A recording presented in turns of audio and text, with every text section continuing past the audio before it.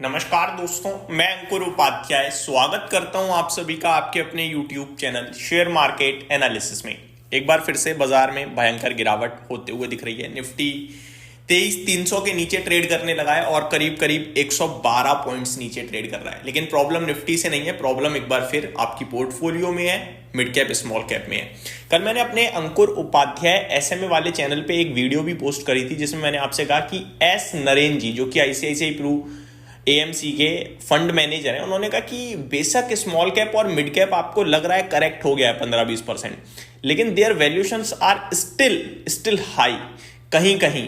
तो वो सिंपल बोल रहे हैं कि अभी भी है समय, निकल जाओ। तो जब फंड मैनेजर ऐसा बोलेंगे तो थोड़ा सा नेगेटिव सेंटीमेंट क्रिएट होगा।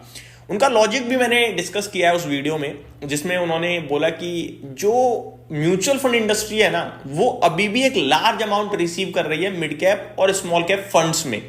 और जब म्यूचुअल फंड इंडस्ट्री के पास पैसा आ रहा है और उस स्कीम में आ रहा है, तो उन्हें तो ना चाहते हुए भी वो पैसा डालना पड़ेगा।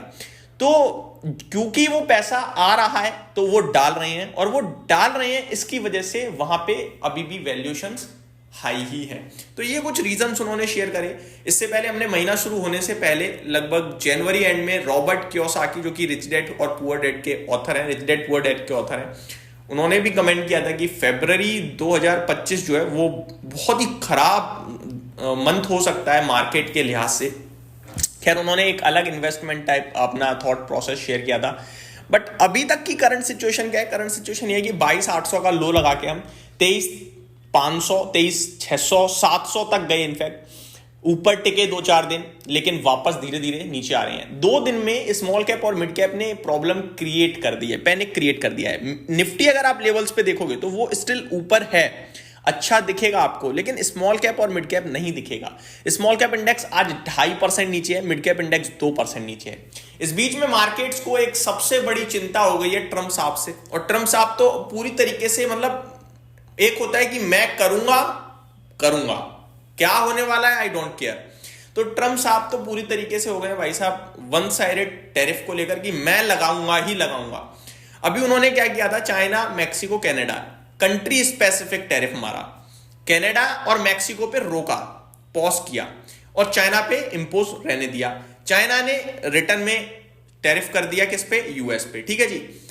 अब ट्रम्प साहब ने, जैसा कि हमने कल भी डिस्कस किया था अपने दोनों चैनल्स पे, इस पे और एसएमए वाले पे, कि ट्रम्प साहब ने वीकेंड पे कहा है कि मैं स्टील और एल्यूमिनियम पे टैरिफ 25% तक बढ़ा सकता हूं। ऐसा उन्होंने कहा वीकेंड पे, और मंडे या ट्यूसडे में अनाउंसमेंट आ सकती है। मंडे ही अनाउंसमेंट कर दी ऑफिशियल लेवल पे। और इस बार जो टैरिफ लगा है वो कंट्री स्पेसिफिक नहीं है। बहुत बड़ा फर्क होता है दोस्तों, इसको आप समझिए। इस बार प्रोडक्ट स्पेसिफिक है। प्रोडक्ट क्या है? प्रोडक्ट है स्टील और एल्यूमिनियम। अब अमेरिका में कहीं भी किसी भी देश से पूरी दुनिया में स्टील और एल्यूमिनियम जाएगा तो 25% एडिशनल टैरिफ पे करना पड़ेगा। अब इससे होगा क्या? दूसरी कंट्रीज के लिए दिक्कत हो गई है, प्रॉब्लम हो गई, क्योंकि उनका भैया मेटल है तो फिर वो बेचेंगे तो फिर वो तो दिक्कत है। ठीक है, चाइना अमेरिका में एक्सपोर्ट करेंगे तो, क्योंकि उन्हें एडिशनल महंगा हो जाएगा। और जो अमेरिका की कंपनीज हैं उनके लिए काफी पॉजिटिव हो गया। अब यहां पे देखने वाली और समझने वाली बात क्या है वो समझिए। देखने वाली बात यह है कि अमेरिका जितनी नीड है उसकी कंट्री में, क्या उतना स्टील और एल्यूमिनियम बना पा रहा है, प्रोड्यूस कर पा रहा है? अगर इसका जवाब हां है तो अमेरिका की कंपनीज की इस समय लॉटरी लग गई है। ठीक है, क्यों? क्योंकि मान लो मेरी कंट्री में 100 टन का एल्यूमिनियम, 100 टन का आपका स्टील जरूरत पड़ रही है, और मैं उतना उत्पाद कर रहा हूं, तो सारा का सारा लोग वहीं से खरीद लेंगे। क्यों? क्योंकि उन्हें दूसरी कंट्रीज का जो एल्यूमिनियम है, स्टील है, वो महंगा है और उनकी कंट्रीज का सस्ता है। 25% मामूली बात थोड़ी है। आपको सोचो, एक तरफ मिल रहा है 100 रुपए का, एक तरफ मिल रहा है आपको 125 रुपए का। आप 100 रुपए की चीज खरीदोगे ना, सेम चीज है, बस प्राइस अलग है, तो वो अपनी कंट्रीज से खरीदेंगे। लेकिन मान के चलो जरूरत है 100 टन की और अमेरिका प्रोड्यूस कर पा रहा है 70 टन, तो 30 टन तो बिकेगा ही बिकेगा। और ये भी ऑब्वियस है कि भैया जितना प्रोड्यूस हो रहा है उतना सारा नहीं बिकता है। अगर 70 बना रहे हैं तो 60 ही बिक रहा होगा, 10 तो फिर भी कहीं ना कहीं छुप जाता है। तो बाकी कंट्रीज से जो माल आ रहा है वो महंगा भी लोगों को खरीदना पड़ेगा, और जब महंगा खरीदना पड़ेगा तो उनकी कंट्री में इन्फ्लेशन ऊपर चला जाएगा, जो कि अमेरिका के लिए भी प्रॉब्लम क्रिएट करेगा आगे चलकर। तो अब देखने वाली बात ये है डेटा के लिहाज से कि अमेरिका क्या सफिशिएंट स्टील और एल्यूमिनियम प्रोड्यूस कर पा रहा है, ये देखने वाली बात है।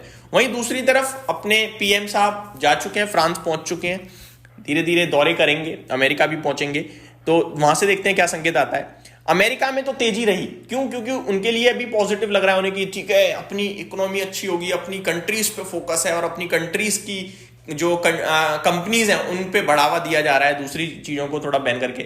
भारत के लिए डबल नेगेटिव हो गया मेटल को, क्यों? क्योंकि बजट में भारत ने क्या किया कि जो इंपोर्ट हो रहा है मेटल, स्टील स्पेशली, उस पर टैरिफ कम कर दिया, तो डंप होगा और यहां से जो कंपनियां बाहर बेचेंगी अमेरिका में, उन पे एडिशनल टैरिफ। तो भारत की मेटल कंपनी के लिए तो बहुत खराब समय चल रहा है, मैं ये कहूंगा।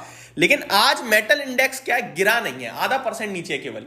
लेकिन आप एज अ बिजनेस देखोगे ना, स्पेशली स्टील कंपनीज को, तो आज बड़ा नेगेटिव, मतलब ये समय इनके लिए बड़ा नेगेटिव है, अगर इनके लिए चीजें नहीं सुधरी तो यहां पे मैं आपके साथ ये भी थोड़ा सा डिस्कस करना चाहूंगा।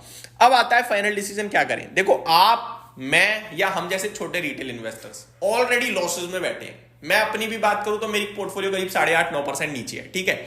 आपकी भी नीचे ही होगी मुझे जहां तक लगता है। इनफैक्ट 2024 में अगर शुरू में भी किसी ने खरीदा है ना, वो भी नेगेटिव हो गया होगा, वो भी पॉजिटिव नहीं रहा होगा। जिसकी पोर्टफोलियो पॉजिटिव होगी ना 30-30, 40-40%, वो अभी नेगेटिव फिसल गया है, तो सारे गेन्स चले गए हैं, वो नहीं बेच पाएगा सौदा। बहुत मुश्किल होता है लॉस में सौदा काटना।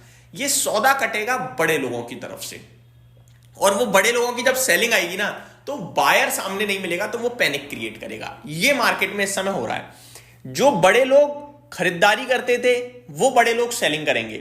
हम लोग, आप लोग क्या कर लेंगे? हम लोग, आप लोग तो बस लॉस देख रहे हैं, रो रहे हैं, टेंशन ले रहे हैं, कमेंटबाजी करेंगे, इससे ज्यादा कुछ नहीं कर सकते, ठीक है।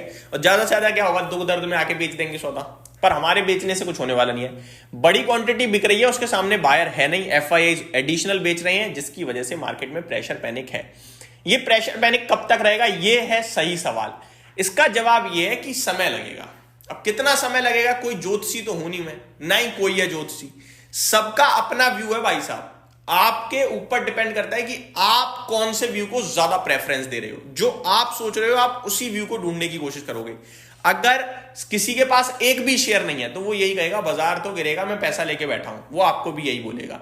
किसी के पास अगर बड़ी पोर्टफोलियो और लॉस में है, वो कहेगा अरे भाई साहब यही तो मौका है, समझ रहे हो, यही तो मौका है। जैसे हमारे पास पोर्टफोलियो पड़ी है भैया, हमें तो ये लग रहा है कि बाजार की गिरावट अपॉर्चुनिटी, क्योंकि हमारा विजन भी 10 साल 15 साल का है और इतिहास भी यही कहता है।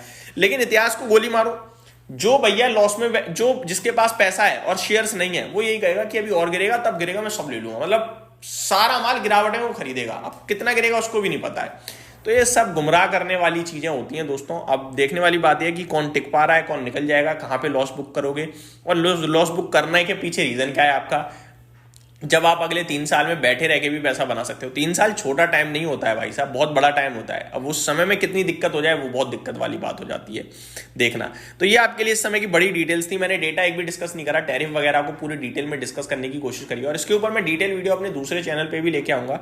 बाकी एफआईआई कल फिर से बेच कर गए हैं 3811 करोड़ का फ्यूचर्स में, जिसमें इंडेक्स और स्टॉक्स दोनों बेचे हैं। कैश मार्केट में 2463 करोड़ की सेलिंग करी है। डीआईआई क्या कर पाए बेचारे, 1500 करोड़ की खरीदारी। मेरे को लगता है इस बार म्यूचुअल फंड का डेटा भी खराब आएगा आपके लिए, आप चेक कीजिएगा, स्पेशली मार्च में, फरवरी का खराब आना है। डेज लो के आसपास कामकाज हो रहा है, मार्केट ब्रेथ इतनी खराब है कि देख के डर लग रहा है। 258 शेयर्स पॉजिटिव हैं और फिर 2156 शेयर्स नेगेटिव हैं। एक बढ़ने वाले शेयर के सामने ऑलमोस्ट 8 स्टॉक्स नीचे दिख रहे हैं। बहुत ही खराब सिचुएशन डेवलप होते हुए दिख रही है इस समय मार्केट्स में। बस इतना ही कह सकता हूं मैं आप सभी के साथ। यहीं समाप्त करते हैं इस वीडियो को दोस्तों। Thank you so much for watching this video. Have a great day guys.